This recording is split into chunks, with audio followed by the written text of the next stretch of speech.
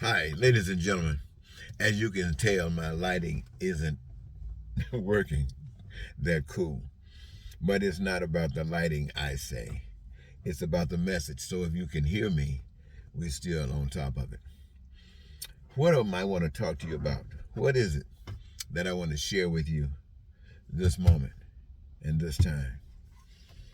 What is the greatest enemy on earth according to human experience? Well, it has been said, at least in America, when Dr. King was alive, J. Edgar Hoover called him the most dangerous man in America, more dangerous than Malcolm X. Why? Because Dr. King was familiar with the truth. Dr. King was familiar with that which destroys America, that which exposes America for what America is. Not only that, he was marching toward a dream, a vision, and that was dangerous to a power that has no plans whatsoever to walk out of office. No way. And see, what's happening is that every place where it is civilized, they got some system of operation. All of them operate outside of the moral codes of life. Now, many of them stay closer to those codes than many others, but they violate the codes nonetheless. And in violating the code, you make society vulnerable to all of the crap that goes on. And so there is no playing games when it comes down to the real thing. You got people who try to stay close to the moral code, but they allow certain things to happen that's immoral, and they put up with it. And they expect God to say, well, you were good, so I'm going to take you to heaven. Let's say that these are the Christians that believe in going to heaven because Jesus forgave all this stuff. Now they go to heaven, right? And the first thing that happen when they go to heaven is that same old spirit that was walking around back in the day comes right around again. And who's the first people that's going to be vulnerable? Those who have not changed, those who were half stepping and got forgiven for half stepping, making God look like one of us. Crazy. No, that ain't happening. And the deep thing about it, ladies and gentlemen, is this. For all you Christians that's listening to me, the most serious thing about it, for those of you who are trying to play God, and when I mean play God, I'm not talking about trying to be God, but you're trying to think God a fool. No, no, no. This is key. This is key. No man or woman that's loving God gonna be playing games. Because loving God and standing up against the ways of the world, especially when the people are rejecting it, means that if you are effective, if you are real, death is chasing you. This separates people who are real from people who are pretending. This separates people who are real from hypocrites. See, people who are real put it in God's hand. Hypocrites pretend like they put it in God's hand, but they trust in themselves and their money. In fact, to be more direct, how many people you think they got money will give up their money to do things heavenly, to do things God's way, to do things that everybody would be living as though they're in heaven? Not people with money. They'll be the last ones to give in because their faith is in that money. Their faith is in that money. You know what the rich young ruler says? Nope, nope, can't give it up. Can't give it up. What do you say about the rich people trying to get into the heavenly gates? What are they going to say? A camel can stand a better chance.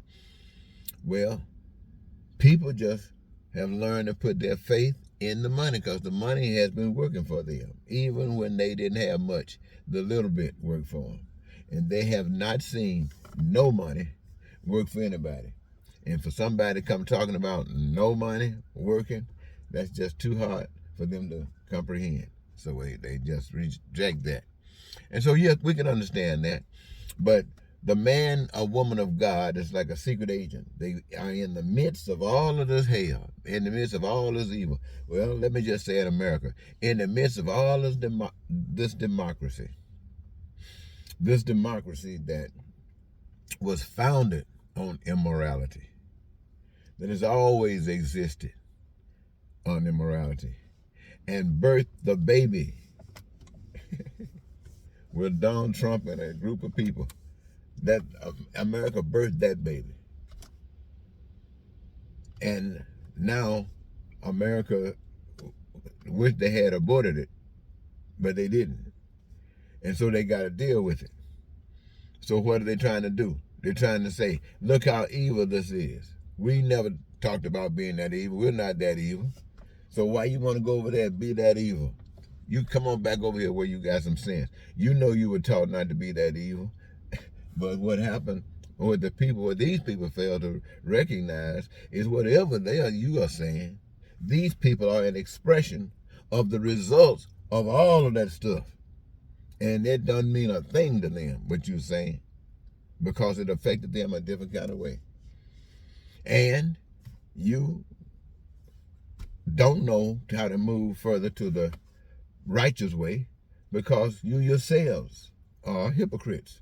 You know, you're not you're not standing up for God. You just don't know what to do. You just don't know what to do.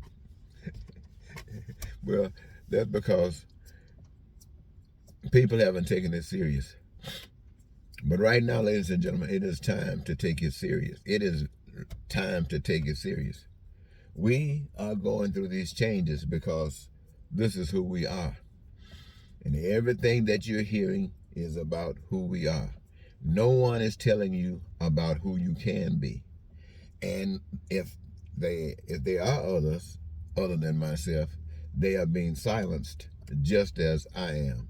And you aren't hearing them because I'm not hearing them. I'm looking for them and I can't find them anywhere. And if they're looking, I'm sure they can't find me anywhere. But it's because our game is freedom. Freedom for all of the Mexicans. And Mexicans, you know how you've been exploited. People want you to come and work for them because they can get you to do it for cheap. Cheap.